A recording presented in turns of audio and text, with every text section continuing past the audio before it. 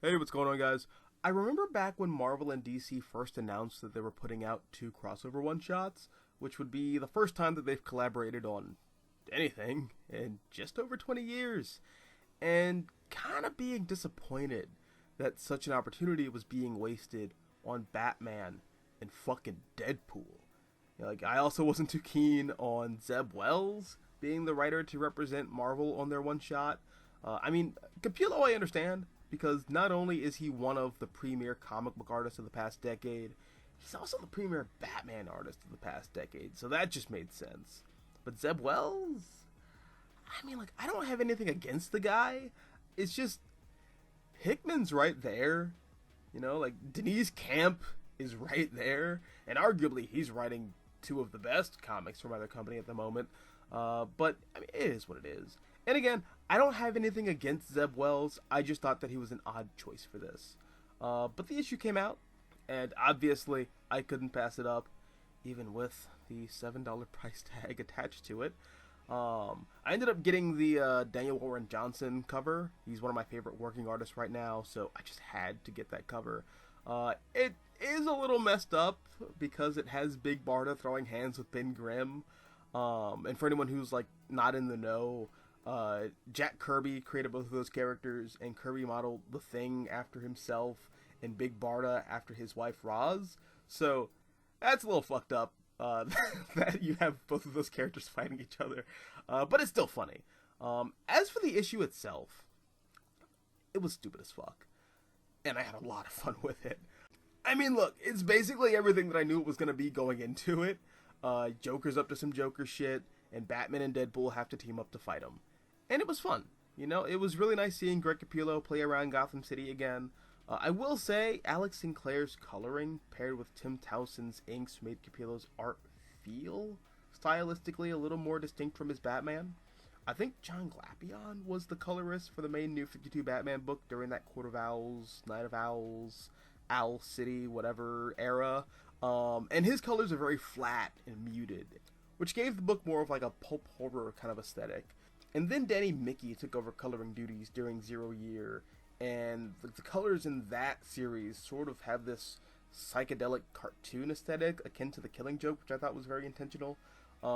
Whereas here, in the crossover, everything's very poppy and reflective and feels very cinematic, which is more or less been the visual style that Marvel's been chasing ever since the launch of the Ultimate Universe. And again, the story is very simple. Deadpool comes to Gotham because the Joker has Clarion the Witch Boy and Reverse Flash bring Deadpool from the Marvel Universe to the DC Universe so that he can hire him to kill Batman. And it's not a deep plot, but it's a fun plot. And Zeb Wells does some really fun banter. This is the guy who wrote, or was one of the writers at least, on Deadpool Wolverine, so it has that energy to it. And again, it's fun. It's stupid, silly, comic book fun, and the art's good. There were also a few backup stories here that I wasn't expecting to see. I know these team-ups were announced, but I thought they were just going to be limited to, variant covers or something like that. So it was a pleasant surprise that we got other crossovers with, Captain America and Wonder Woman, Crypto the Superdog and Jeff the Shark, Green Arrow and Daredevil, which is probably my favorite out of the bunch. I'm glad that Marvel and DC were able to tap Kevin Smith and get him to write both of these characters again. He's got a really good voice for Oliver Queen and Matt Murdock, respectively. And it was really nice seeing Adam Kubert draw both of these characters fighting side by side against both the Hand and the League of Assassins. That's one of those obvious team-up villain combinations, I guess. But, honestly, I wouldn't mind seeing more of that team-up with Kevin Smith and Adam Kubert in the future if Marvel and DC want to keep making these. Frank Miller wrote and drew a sort of Looney Tunes style fight between Batman and Wolverine. I thought that was a lot of fun. I know that nobody else is going to like it because Frank Miller sucks now, but I liked it. I'm the target audience for Frank Miller style, and it was fun seeing those characters go at it again under Frank Miller's pen.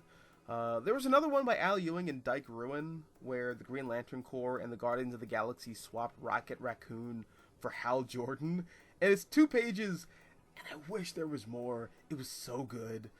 So was the Wolverine Lobo mashup by Ryan Stegman and Ryan North. I thought that was a lot of fun.